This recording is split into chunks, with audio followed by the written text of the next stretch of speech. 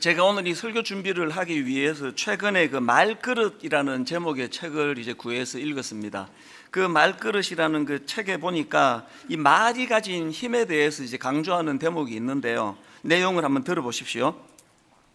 무심코 던진 말이라도 일단 입 밖으로 나온 말은 사람의 마음에 파장을 일으킨다.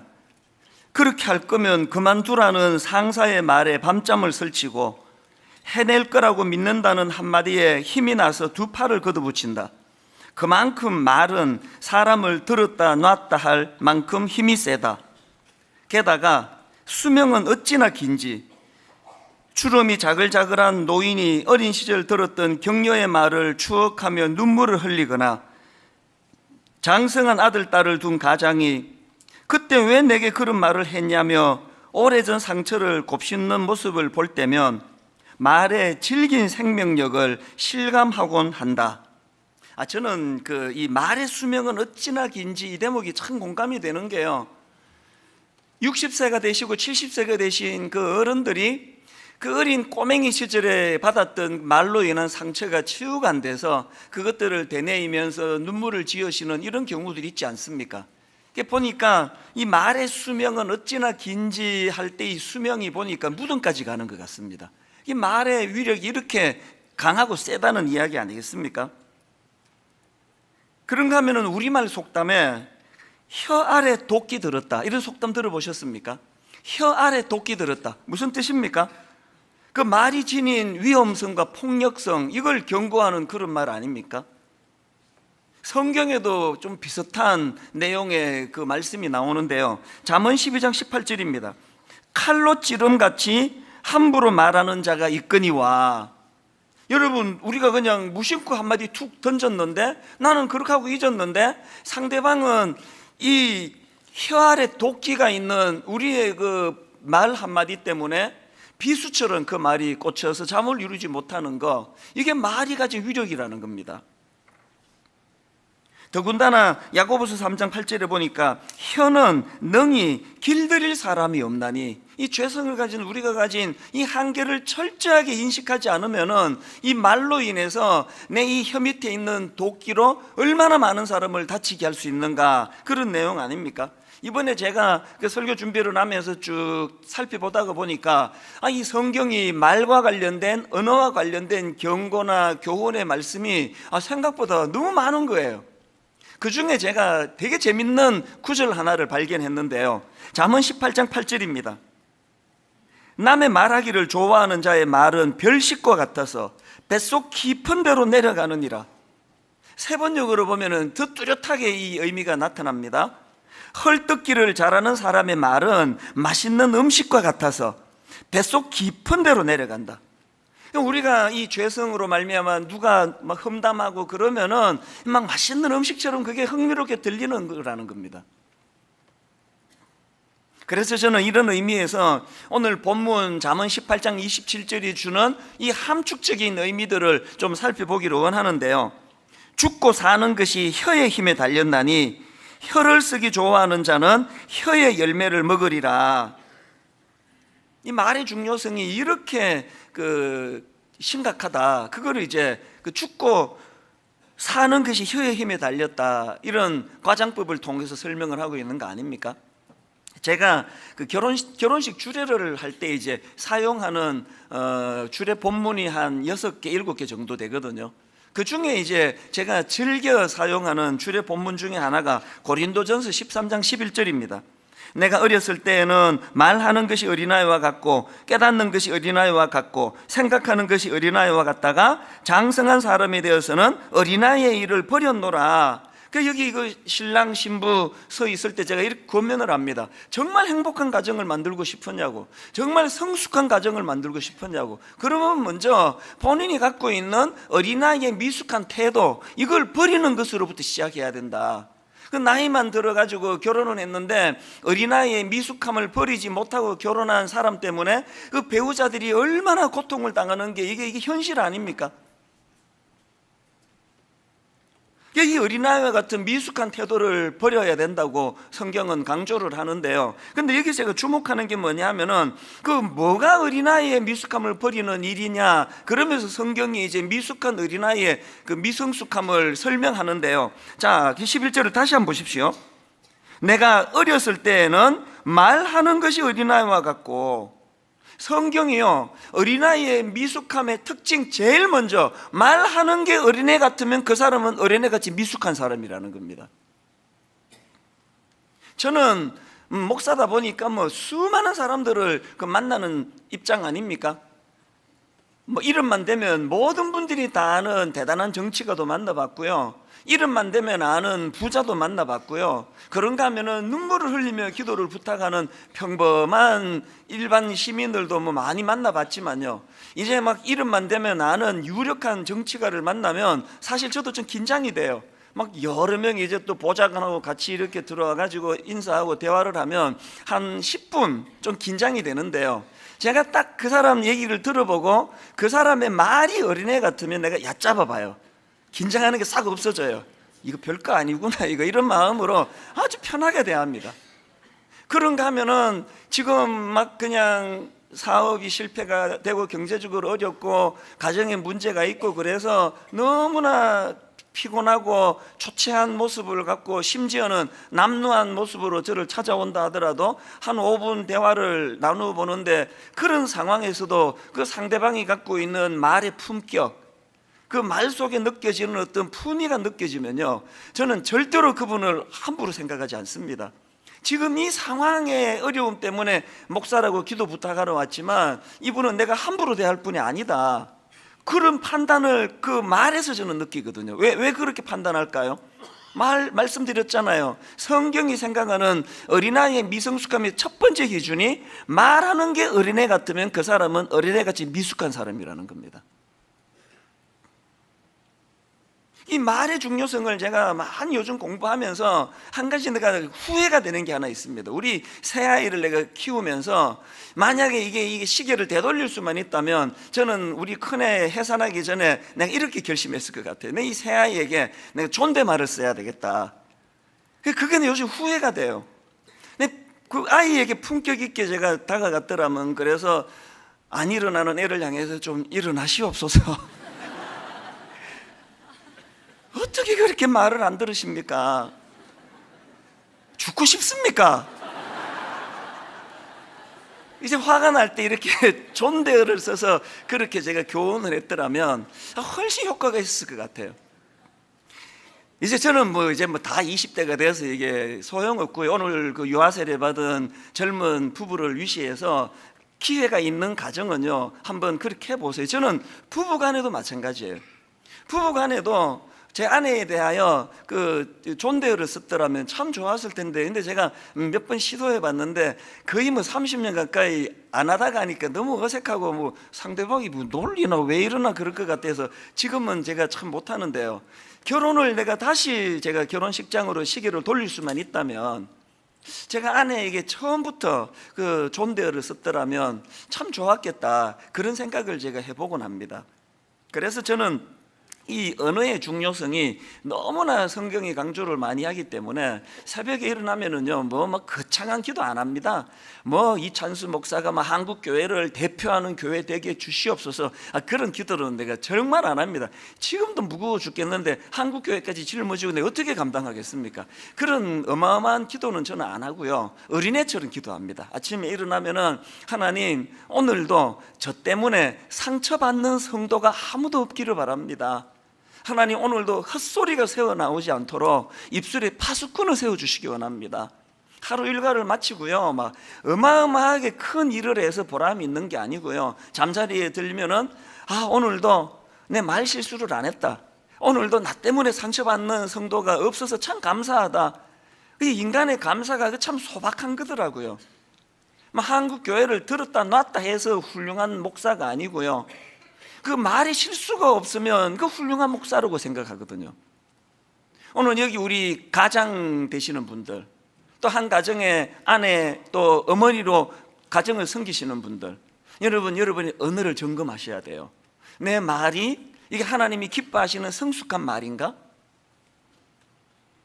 그래서 저는 이런 면에서 오늘 이제 우리가 이 성숙한 언어를 사용하는 그런 그리스도인이 되기 위해서 제가 성숙한 언어 사용을 위한 두 가지 지침의 말씀을 드리려고 하는데요. 여러분, 성숙한 언어를 사용하고 싶으세요? 첫째로 먼저 자기 자신의 내면 다스리기, 자기의 내면을 돌아보고 자기 내면을 다스릴 수 있는 그런 사람이 되게 해달라는 기도가 필요하다는 겁니다. 제가 앞에서 말하는 게 어린애 같으면 그 사람은 어린애 같은 미숙한 사람이다, 성경이 그렇게 정의한다고 말씀을 드렸는데, 그러면 이런 질문이 가능하겠죠. 왜 저 사람은 왜 말하는 게 왜 저렇게 어린애 같지? 성경에 답이 있더라고요. 자, 고린도전서 13장 12절을 다시 한번 보십시오. 왜 말하는 게 어린애 같습니까? 내가 어렸을 때에는 말하는 것이 어린아이와 같고 깨닫는 것이 어린아이와 같고 생각하는 것이 어린아이와 같다가, 왜 말하는 게 어린애 같다고요? 깨닫는 게 어린애 같고 생각하는 게 어린애 같으니까 말하는 게 어린애 같은 말이 나온다는 그 얘기 아닙니까? 그렇기 때문에 여러분, 그 언어 사용을 잘 한다고 그저 무슨 책 보고 우아하게 말하는 연습하고 발음 연습하고 이게 아니고요. 여러분, 진짜 성숙한 언어를 사용하기를 원하시면 먼저 여러분의 내면 세계가 성숙해지기를, 아버지 내 영혼이 하나님 앞에서 성숙해지기를 원합니다. 이 기도부터 먼저 해야 된다는 겁니다. 민수기 14장 28절도 마찬가지예요. 그들에게 이르기를 여호와의 말씀에 내 삶을 두고 맹세하노라. 너희 말이 내 귀에 들린 대로 내가 너희에게 행하리니. 이 말씀은요, 제가 청소년 사회 갈 때 아이들에게 거의 주문 외우듯이 세뇌시키듯이 이 민수기 14장 28절의 중요성을 얼마나 강조했는지 모릅니다. 그리고 제가 20대 초반에 미국 이민 가서 처음 인격적으로 주님을 만나고 내 삶이 달라졌을 때 하나님이 제게 주신 말씀이에요. 그래서 너희 말이 내 귀에 들린 대로 너희에게 행하겠다는 이 말씀이 제 삶에 얼마나 큰 영향을 미쳤는지 모릅니다.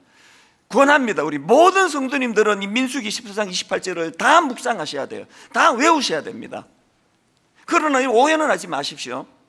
너희 말이 내 귀에 들린 대로 내가 너희에게 행하겠다는 이 말씀이요, 그저 하루에 아침에 일어나가지고 막 주문해 오는 거 100번씩 나는 잘 될 거야, 나는 잘 될 거야, 나는 잘 될 거야, 그래가지고 주님이 이 말을, 이 주문을 들으시고 네 말대로 해주겠다는 이런 추구니 없는 생각을 하시면 안 됩니다. 이 그런 뜻이 아니에요. 배경을 여러분 다 아시지 않습니까? 이스라엘 백성들이 홍해를 건너 가나안을 거쳐가지고 이제 가데스 바네아라고 하는 광야에 도달하는데, 이제 곧 목적지 가나안이 이제 코앞에 있습니다. 12명의 이제 간첩을 보냅니다. 지피지기 작전이죠. 우리가 싸워야 될 적들의 형세가 어떤지, 상황이 어떤지 40일 동안 샅샅이 정탐을 하고 돌아왔는데요, 똑같은 곳을 보고 온 이 정탐꾼이 딱 두 패로 나뉘는 거예요. 한 패는 우리 죽었다는 거예요. 큰일 났다는 거예요. 그들이 막 거인이고 우리 절대로 못 이긴다는 거예요. 그러면서 그 유명한 말 한마디를 했죠. 민수기 13장 13절입니다. 거기서 네피림 후손인 아낙 자손의 거인들을 보았나니 우리는 스스로 보기에도 메뚜기 같으니 그들이 보기에도 그와 같았을 것이니라. 이 심각한 이야기 아닙니까? 자기들이 저걸 보니까 거인이고 적들이 자기를 볼 때는 메뚜기처럼 생각할 거다. 어릴 때 그 여름 방학 때 시골에 가서 그 메뚜기 잡아갖고 놀던 기억 나십니까? 가을에 그 메뚜기 잡아가지고 다리 몇 번 끄덕끄덕하면 다리가 똑 떨어져 버리는 그게 메뚜기예요. 그 참 나약한 존재가 메뚜기예요.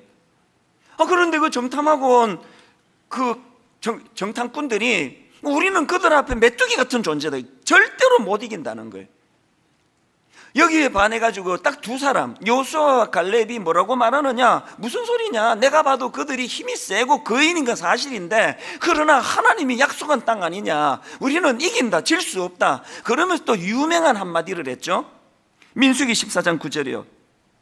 다만 여호와를 거역하지 말라. 또 그 땅 백성을 두려워하지 말라. 그들은 우리의 먹이라. 그들은 우리의 밥이라. 옛날 성경에 그렇게 돼 있습니다.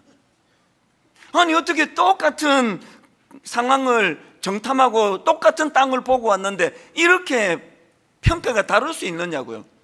근데 비극이 뭐예요? 이 죄성을 가진 우리 인간의 비극은요, 항상 하나님의 약속을 근거로 한 낙관적이고 희망적인 말에는 귀를 기울이지 않고, 안 된다, 메뚜기다, 우리는 죽었다, 이런 데만 귀를 기울이는 게 우리의 한계 아닙니까? 이스라엘 백성들이 그 두 보고 중에 어느 쪽을 택합니까? 우리는 메뚜기다, 우리는 못 이긴다, 우리 인생 끝났다. 그래가지고요, 막 밤새 울고 불고 통곡을 하고, 그 지도자 모세와 아론을 원망하고, 이제 우리 죽었다, 왜 멀쩡한 우리를 유혹해가지고 우리를 죽게 만드느냐, 그러면서 이제 우리 애굽으로 돌아가야 된다, 비굴하게 벽도 꿇고 살더라도 목숨은 부지해야 될 거 아니냐, 이렇게 막 그냥 백성들이 부하내동하던 그 상황에 주신 말씀이 민수기 14장 28절이에요 그들에게 이르기를 여호와의 말씀에 내 삶을 두고 맹세하노라. 너희 말이 내 귀에 들린 대로 내가 너희에게 행하리니. 자, 여기서 여러분 한 가지 꼭 짚어야 될 포인트가 있는데요, 아니 왜 같은 곳을 보고 와놓고 대세 12명 중에 10명이 지금 우리는 메뚜기 같다, 우리는 못 이긴다, 우리는 끝났다, 이런 걸 보고 왔는데 왜 꼭 요수아와 갈렙은 다른 시각으로 보게 되냐는 거예요. 아니다, 우리 이길 수 있다, 반드시 이긴다. 그런 시각을 갖게 된 결정적인 포인트가 뭐냐? 9절을 다시 한번 보세요. 민수기 14장 9절. 그들이 왜 그렇게 우리는 이길 수 있다고 고백했느냐? 다만 여호와를 거역하지 말라, 또 그 땅 백성을 두려워하지 말라. 그들은 우리의 먹이라. 그들의 보호자는 그들에게서 떠났고 여호와는 우리와 함께 하시느니라. 그들을 두려워하지 마라. 지금 우리는 이길 수밖에 없다라고 낙관적인 선포를 하는 여호수아와 갈렙의 그 내면에 그들이 갖고 있는 건 여호와 하나님의 약속에 대한 신실함이에요. 시근하지 아니하신 하나님, 눈으로 보이기에 그들은 거인이고 눈으로 보기에 그들 앞에 서면 내가 메뚜기같이 초라한 거 사실이지만, 그러나 나는 믿는다. 뭘? 하나님의 신실하심을. 시근하지 않는 하나님께서 그 땅을 우리에게 주시겠다고 약속했기 때문에 우리는 망할 수 없다. 아까 제가 말씀드렸잖아요, 이 말씀을 악용하시면 안 된다고. 그 심리 이런 것 도입해가지고 아침에 일어나가지고 자기 암시, 나는 잘 될 수밖에 없다, 나는 잘 될 수밖에 없다, 이거 100번 하고 이제 내 말대로 될 거라고 하는, 이게 아니에요. 왜 제가 먼저 내 내면 세계를 먼저 성숙하게 다듬어야 된다고 말씀을 드리는지 아시겠죠? 이 민수기 14장 28절에 이 말씀이 우리의 삶 가운데 구현이 되기 위해서는 입에 발린 그런 심리적인 선포가 아니에요. 내 내면이 하나님에 대한 신뢰, 약속을 지키시는 하나님에 대한 믿음이 자리를 잡아야 되는 거 아닙니까? 제가 지난 저의 세월을 돌아보면요, 20대 초반부터 오늘까지 내 인생은 한 번도 되돌아선 적이 없습니다. 또 하나님이 이 정도 축복이면 난 여한이 없습니다, 근데 또 하나 더 올려주시고, 이 정도 축복이면 전 여한이 없습니다, 또 하나 더 올려주시고. 지지난주 말씀드렸잖아요, 청소년 사역을 하는데 이 구름이 둥둥 너무 행복한 거예요. 막 견딜 수 없이 행복한 거예요, 만 10년 동안에. 그래서 제가 애들에게 이런 고백을 한 적도 있습니다. 목사님이 미국에서 단독 목회의 꿈을 가지고 한국으로 돌아왔는데, 너희들하고 지낸 이 시간들이 너무 행복해가지고 목사님은 오늘 밤 죽어도 난 여한이 없다. 내가 단독 목회하러 여기 나왔지만 단독 목회 시작도 못 해보고 내 인생 끝난다고 해도 난 여한이 없다. 그렇게 행복했어요. 30대 내내 어떻게 인간이 이것보다도 행복할 수 있을까? 오죽하면 제가 개척을 하면서, 하나님, 인간이 찾아먹을 행복, 저는 30대 때 청소년과 더불어 다 찾아먹었습니다. 저 개인을 위해서 저 여한이 없습니다. 하나님, 내가 교회를 개척할 때 덤으로 하나님께 이제는 내가 빚 갚는 마음으로 교회를 개척하겠습니다. 그렇게 하고 제가 42살에 교회를 개척했는데, 세상에 하나님께서 이런 축복을 주실 줄 누가 알았겠냐고요. 그러니까 저는요, 한 가지 여러분이 저에게 배워야 될 게 하나 있습니다. 저는 현재가 너무 기쁜 사람이고요, 그리고 저는 제 미래가 너무너무 기대가 돼요. 이제 1년만 있으면 내가 60이에요 내 60대가 너무 기대가 돼요. 내 20대가 어떻게 출발했는데 30대가 어떻게 청소년과 더불어 이런 행복을 누렸고, 40대 교회를 개척하고 나서 말로 다 할 수 없는 기쁨을 누렸고, 50대 지금까지 내 기쁨은요, 이를 말로 다 못하는데, 이게 지금 이게 수학적인 그래프로 친다면 내 60대는 또 얼마나 아름답겠습니까? 이게 어떻게 가능한지 아세요? 민수기 14장 28절이에요. 너희 말이 내 귀에 들린 대로 그대로 행하겠다. 이게 무슨 뜻이라 그랬죠? 주문 외워도 주절거리는 의미가 아니라 신실하신 하나님을 내가 붙잡고 그 약속을 내가 신뢰할 때 내 내면 세계가 하나님 향한 믿음으로 채워져 가면 이 약속은 반드시 이루어진다는 믿음이 있으니까 어떻게 해야 됩니까?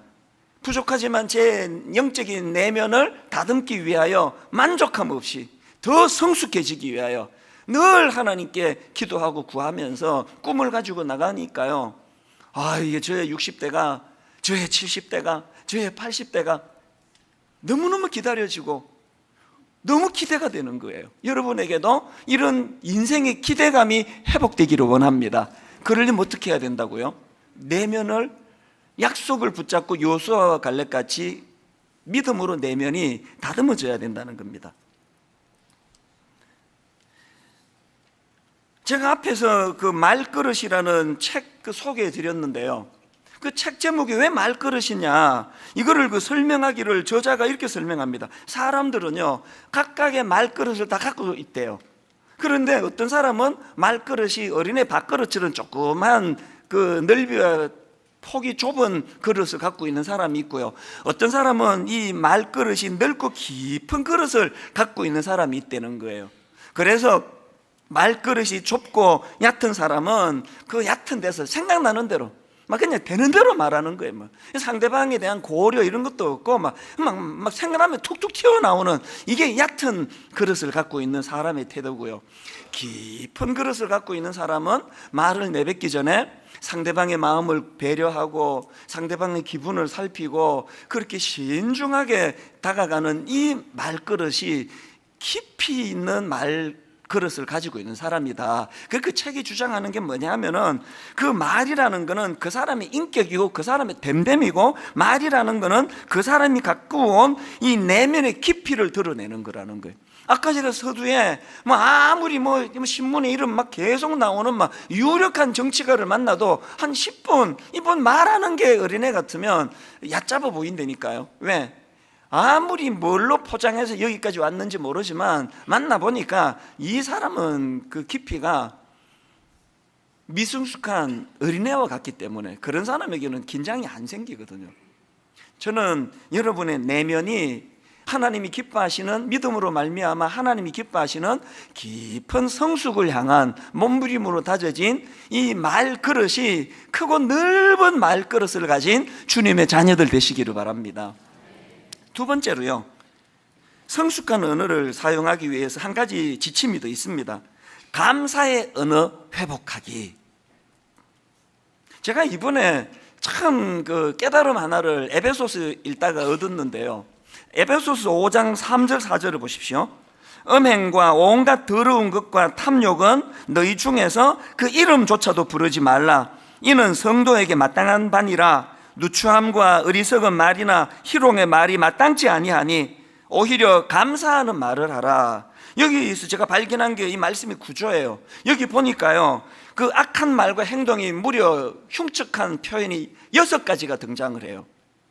음행, 온갖 더러운 것, 탐욕, 누추함, 어리석은 말, 희롱의 말, 이런 악한 말과 행동이 쭉 열거가 되는데요, 이것들의 대항마로 주시는 하나님의 대항마는 딱 하나예요. 뭐예요 그게? 오히려 감사하는 말을 하라. 와, 이걸 깨닫고 제가 정말 은혜를 많이 받았습니다. 온갖 우리 내면에 추잡한 것, 우리 입술에 악한 말, 이 모든 것을 안 하려고 애쓰지 말고요, 하나를 회복하시면 돼요. 뭘? 오히려 감사하는 말을 하라. 이 감사하는 말이 지닌 파워, 능력, 이게 엄청나다고 성경은 말하거든요.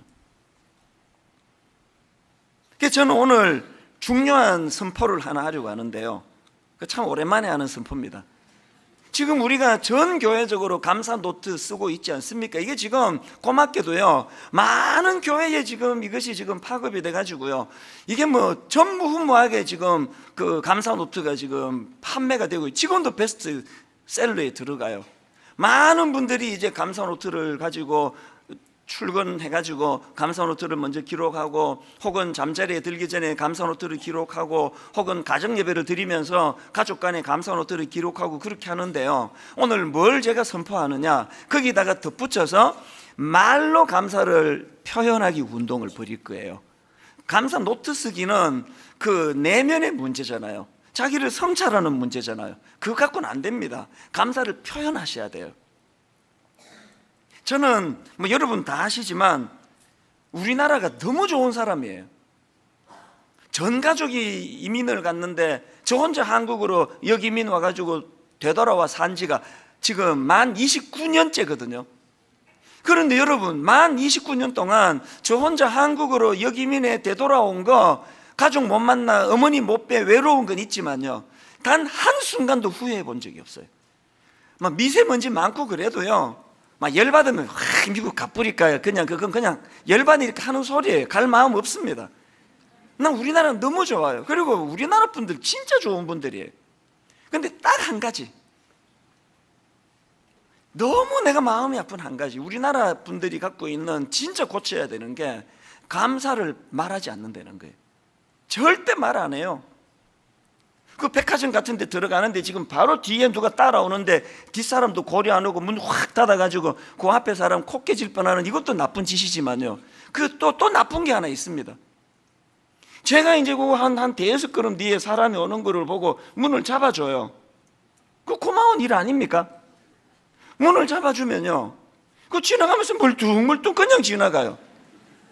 근데 여러 번 내가 이 말을 내뱉을 뻔했습니다. 충동적으로. 인사하고 가지.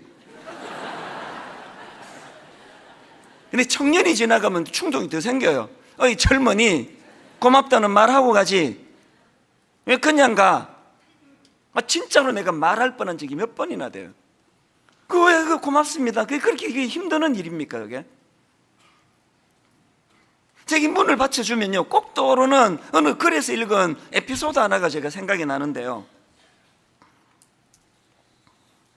어떤 분이 이제 그 미국에 유학 중에 있었던 일인 것 같아요. 미국 사람이 자기 집에 식사 초대를 한 거예요.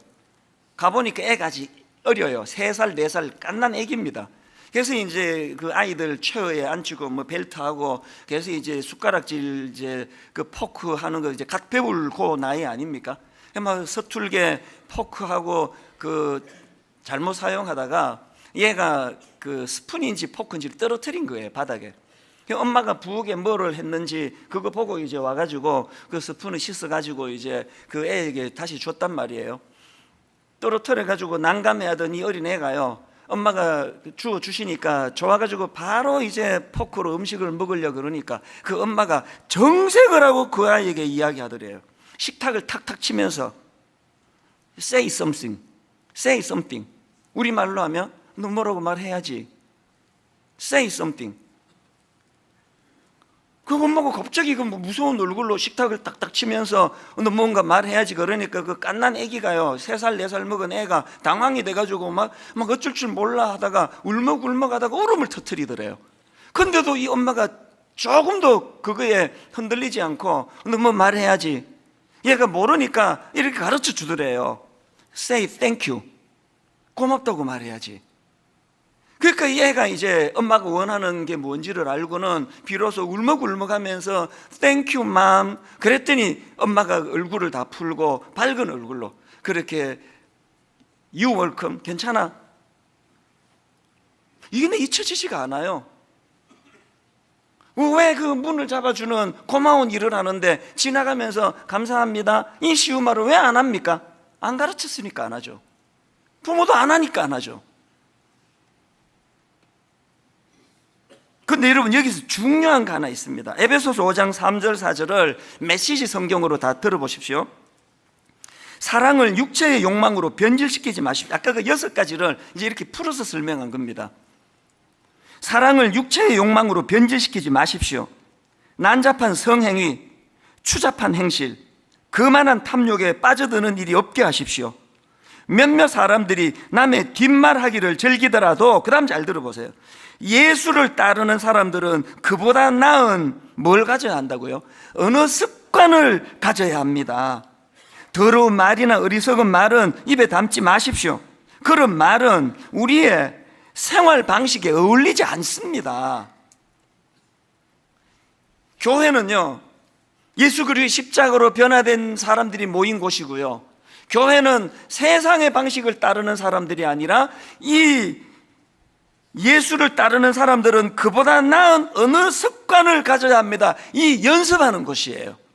이제 오늘부터 한 달 내내 화장실에서 누구를 만나든 차를 몰고 주차장으로 들어가는데 주차 봉사하시는 분 땀을 뻘뻘 흘리고 봉사하면 차 문을 내리고 간단하게 한마디만 하면 되잖아요. 수고하십니다, 감사합니다, 고맙습니다.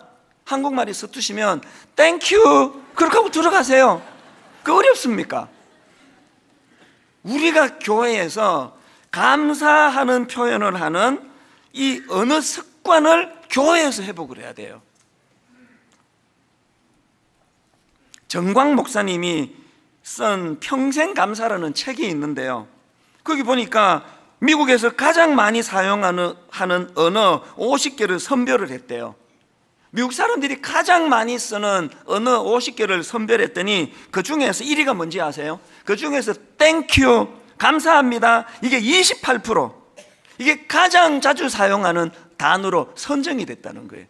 미국이요, 청교도 정신 많이 잃어버리고 많이 타락했지만 그러나 그 중심에 정신을 그대로 갖고 있는 거 아닙니까? 우리 교회가 하자고요. 누구에게나 우리 가정에서 하자고요. 제가 우리 아이들에 대하여 존대어를 쓰지 못한 게 좀 후회스러웠다고 말씀드렸는데, 요즘에는 내가 할 수 있는 게 있습니다. 애들에게 고맙다는 말을 의도적으로 많이 하려고 애를 써요. 아들아, 참 고맙다, 네가 그렇게 말해주니까 아빠가 참 고맙네. 딸아, 참 고맙다. 가정예배 드릴 때마다 제가 이 설교 말씀을 준비하면서 황성주 박사님이 쓴 감사적이라는 책이 있는데요, 그 책에 여러분 왜 예전에 죽을 때 후회하는 25가지라는 베스트셀러 기억나시죠? 이 책은요, 호스피스 전문의사 오츠 슈이치 박사, 그 일본 사람인데요, 이분이 이제 죽음을 앞둔 환자 1000명을 심층 면접을 했다는 거예요. 당신이 지금 그 임종을 앞두고 있는 사람들에게 당신이 지나온 삶을 되돌아볼 때 제일 후회되는 게 뭡니까? 그것을 1000명을 조사했더니 1위가 뭔지 아세요? 1위가? 사람이 죽으면서 제일 후회되는 1위가 뭐냐? 사랑하는 사람에게 고맙다는 말을 좀 더 많이 했더라면. 황성주 박사님 책에서 제가 그 글을 읽으면서 나는 죽으면서 이 후회만큼은 하지 않도록 해야 되겠다 결심한 거예요. 여러분, 죽으면서 사랑하는 사람에게 고맙다는 말을 좀 더 많이 했더라면이라는 이게 1위라고 한다면, 오늘부터 이제 우리가 다시 한번 감사를 표현함으로. 그래서 유대인의 격언 중에요, 이런 격언이 있습니다. 감사합니다라는 말이 혀에 붙기 전까지는 아이에게 아무 말도 가르치지 마라. 다시 들어보세요. 감사합니다라는 말이 혀에 붙기 전까지는 아이에게 아무 말도 가르치지 마라. 그런데 여기서 중요한 포인트가 하나 더 있는데요, 아까 에베소서 5장 4절을 다시 한번 보십시오. 누추함과 어리석은 말이나 희롱의 말이 마땅치 아니하니 오히려 감사하는 말을 하라. 여기 나오는 오히려 감사하는 말을 하라 할 때, 감사하는 말은요, 헬라어로 유카리스티아라는 단어예요. 이 단어는 합성어인데요, 좋은이라는 뜻을 가진 의미입니다. 그 다음에 은혜, 이런 뜻을 가진 카리스, 이 합성을 거예요. 그러니까 여기 나오는 오히려 감사하는 말을 하라는 것은 하나님 은혜에 대한 감사의 말로 해석할 수 있다는 거예요. 뭘 의미합니까? 영적인 문제. 이거는 감사합니다 그러면 가정교육 잘 받았네, 교양이 있네, 아니에요. 감사는 영적인 문제예요. 그리고 보니까 디모데후서 3장 1절 2절을 보십시오. 너는 이것을 알라. 말세에 고통하는 때가 이르러 사람들이 자기를 사랑하며 돈을 사랑하며 자랑하며 교만하며 비방하며 부모를 거역하며, 그 다음 나오는 게 뭡니까? 감사하지 아니하며. 거룩하지 않는 거랑 그 앞에 나오는 게 감사하지 않는 거예요. 그런가 하면 로마서 1장 21절, 하나님을 알되 하나님을 영화롭게도 아니하며 감사하지도 아니하고 오히려 그 생각이 허망하여지며 미련한 마음이 어두워졌나니.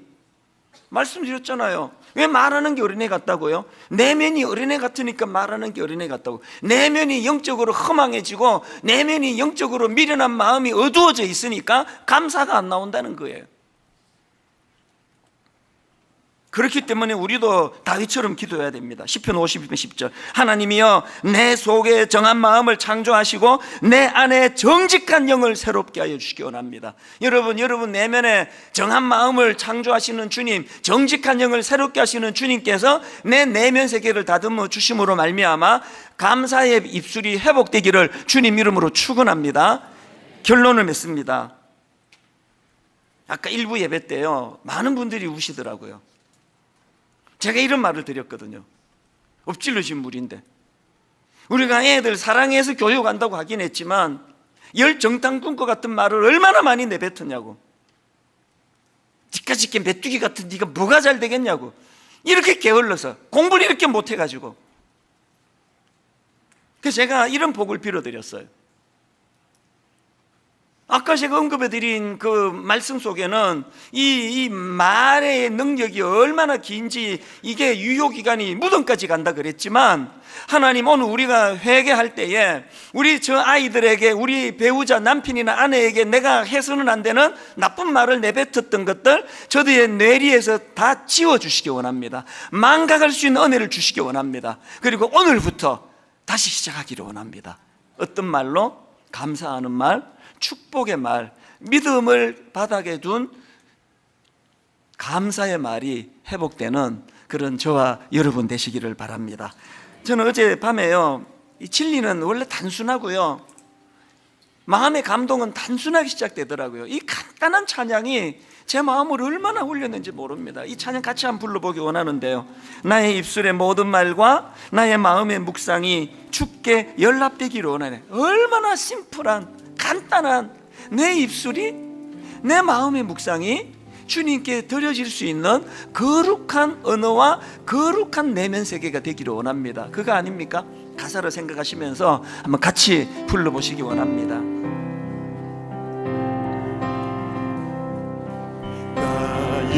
나의 입술의 모든 말, 나의 마음의 묵상이 주께 연락되기를 원하네. 여러분, 우리 마음의 소원을 가지고 우리 아이들, 우리 배우자 떠올리며 나의 입술의 모든 말과 나의 마음의 묵상이 주께 연락되기를 원하네. 내 입술이, 내 생각이 하나님께 드려질 거룩이 되기 원합니다. 생명이 되신 주,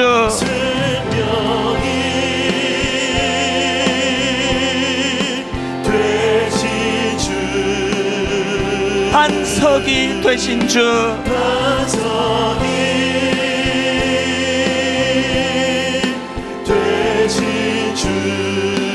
나의 입술의 모든 말과 내 내면에서 나의 마음의 묵상이 거룩하여 주께 연락되기를 원하네.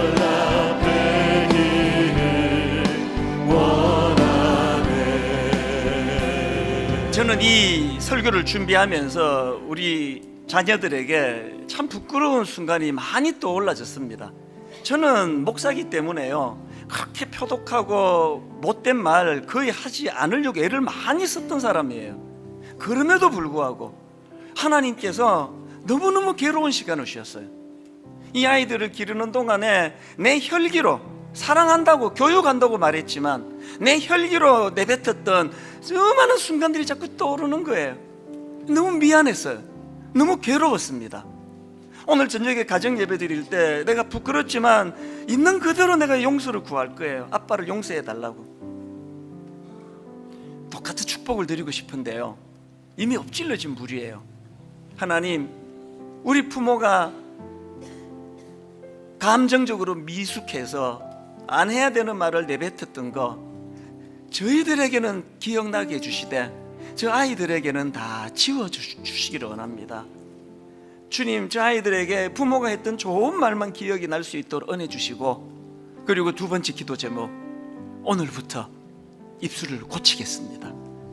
내 안에 하나님을 향한 신뢰가 회복이 되고 신실하신 하나님을 신뢰함으로 소망을 가지고 이 아이에게 참 축복의 말, 너는 하나님이 붙잡아 주시는 하나님의 자녀야. 우리 찬양을 같이 부르실 동안에 그 두 가지 다짐이 마음에서 일어났으면 좋겠습니다. 우리 다시 한번 나의 입술의 모든 말과 나의 마음의 묵상이, 나의 입술의 모든 말, 나의 마음의 묵상이 주께 연락되기를 원하네. 우리 다 자리에서 일어나셔서 다시 한번 고백합니다. 나의 입술의 모든 말과 나의 마음의 묵상이 주께 연락되기를 원하네. 생명이 되신 주, 생명이 되신 주, 반석이 되신 주, 나의 입술의 모든 말과 나의 입술의 모든 말, 나의 마음의 묵상이 주께 연락되기를 원하네.